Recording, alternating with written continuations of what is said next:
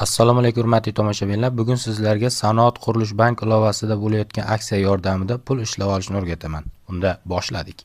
Buning uchun Play Market yoki App Store dan Sanoat qurilish bank ilovasini qidiramiz, ya'ni SQB. Xuddi videoda ko'rsatilgan kabi qidiruv tizimiga yozamiz. Aytmoqchi, kanalimizga obuna bo'lishni va videoga like bosishni unutmang. Videoda ko'rganingizdek ilova ikkinchi o'rinda chiqdi, uni o'rnatib ochib olamiz. Ilova ichidagi ba'zi joylarni ekran tasviri qilish taqiqlanganligi uchun e'tibor bilan tomosha qilishni va tushunmagan joylaringizni qayta ko'rishni maslahat beraman.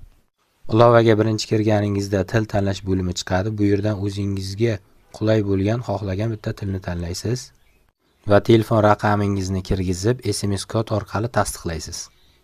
Shundan so'ng keyingisi tugmasini bosganingizdan so'ng ushbu oyna ochiladi. Bunda o'zi yozilgani kabi birinchisiga ismingizni, ikkinchisiga familiyangizni yozasiz. E'tiborli bo'ling, aksiyada qatnashishni boshlash uchun taklif qiluvchi kodi degan joyga videoda ko'rsatilgan kodni yozasiz. Va videoda ko'rsatilgan joyga tasdiqlash belgisi, ya'ni galchka qo'yib, keyingisi tugmasini bosishingiz mumkin. Va sizda ushbu oyna ochiladi. Bu yerda harf va raqamlardan iborat 8 tarik parol tuzishingiz kerak. Va ixtiyoriy maxfiy so'z kiritasiz va keyingisi tugmasini bosishingiz mumkin. Va keyingi oyna ochiladi. Bu yerda nomeringizni SMS orqali yana bir bor tasdiqlaysiz va parol kiriting degan joyiga boya o'ylab topgan 8 talik parolingizni kiritasiz va kirish tugmasini bosasiz. Va ilovaga har safar kirishda so'raydigan 4 talik pin kod o'ylab topasiz va kiritasiz.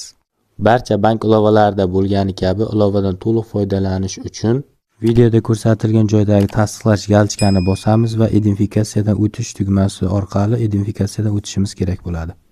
Agarda sizda savol yoki muammolar bo'ladigan bo'lsa, videoda ko'rsatilgan Sanoat qurilish bankining qisqa raqamiga qo'ng'iroq qilgan holda bilib olishingiz mumkin bo'ladi.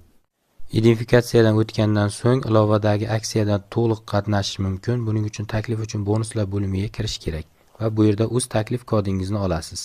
Va ushbu taklif kodi orqali Sanoat qurilish bank ilovasidan ro'yxatdan o'tgan har bitta do'stingiz uchun 10 ming so'm pul mablag'iga ega bo'lasiz.